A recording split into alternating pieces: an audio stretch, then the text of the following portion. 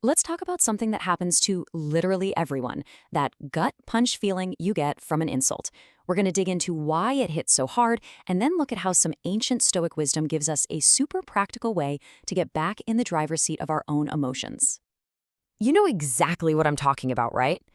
It could be a sarcastic comment in a meeting, maybe a friend's backhanded compliment. And before you can even process it, your body just takes over. Your jaw clenches, you feel that flash of heat in your chest. It's this automatic, physical thing that feels totally out of your control. But here's the big idea we're going to unpack today. That sting, it doesn't actually come from the words themselves. It comes from how our ancient, hardwired brain interprets them.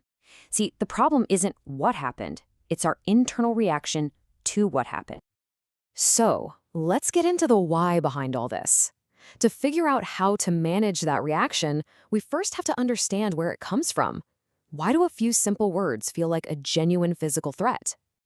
Well, your brain has this ancient threat detector, and it sees an insult as a serious social threat. It's not just hearing words, it's sounding the alarm for a potential loss of status, the risk of being kicked out of the group, or a direct hit on who you think you are. And bang, your brain goes straight into fight or flight mode. And this is where it all gets kind of funny, right? Back in the day, getting exiled from your tribe was a death sentence. So that intense life or death reaction made perfect sense. But today, that same panic button response gets triggered by a snarky email. Our evolutionary wiring just hasn't caught up with modern life. Okay, so that's the problem. Our biology is basically overreacting to everything. But what's amazing is that thousands of years ago, the Stoic philosophers came up with a mental framework to deal with this exact issue. Let's get into their core secret. And this is it. This is the absolute heart of Stoicism, the dichotomy of control. It's all about drawing a hard line between things you can control and things you can't. What someone else says, their opinions, their mood, that's on their side of the line, totally outside your power. But your judgment about it, your reaction, that is 100% yours to command. The philosopher Epictetus just nailed it with this quote. The event itself, someone saying some words, is basically neutral. The pain, the anger, the disturbance, all of that comes from the story we immediately start telling ourselves about the event. The harm isn't in the insult, it's in our own interpretation. Now, this is where it gets really good. Knowing all this is one thing, but how do you actually use it when your blood is boiling? Let's move on to the practical, in-the-moment tools you can use right away. Okay, the first technique is a game changer. It's called objective representation. You just strip away all the drama and emotion. So instead of telling yourself the story, he humiliated me, you just state the bare fact, he said the words, that was poorly handled. You see the difference? It pulls all the venom out of the situation by separating the cold, hard fact from your emotional story about it. And here's the next mental shift. Try to depersonalize it.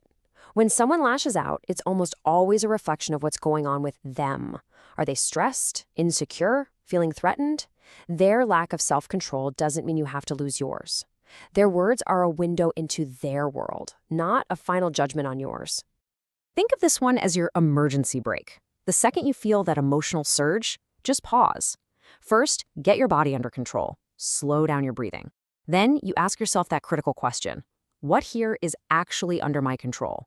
And the answer is never their words. It's always your response. From that calmer place, you can choose what to do. Maybe you clarify. Maybe you just acknowledge it. Or, and this is often the biggest power move, you just stay silent. Now, this one's a little more advanced, but it's so powerful. Sometimes, even inside a nasty comment, there might be a tiny nugget of truth. The Stoic move is to act like a gold miner. Sift through the dirt, all the emotion and bad delivery, and see if there's any useful feedback you can use to get better. This turns an attack into an opportunity.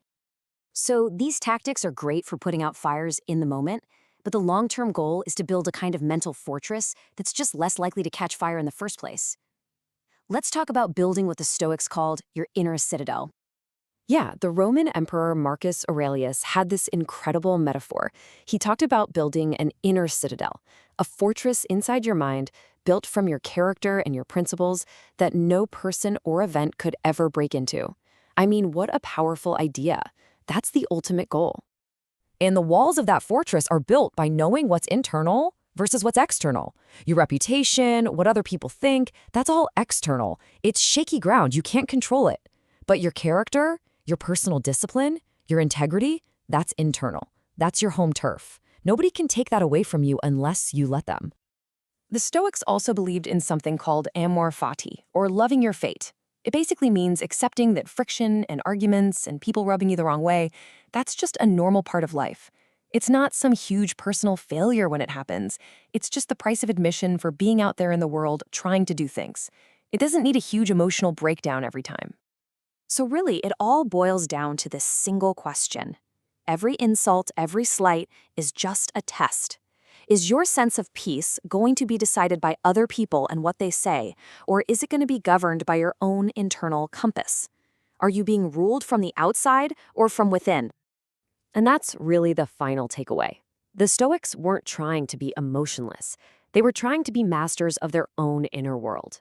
They understood that in a chaotic world, the one and only fortress you can always defend, the one piece of ground that is truly and completely yours, is how you choose to respond.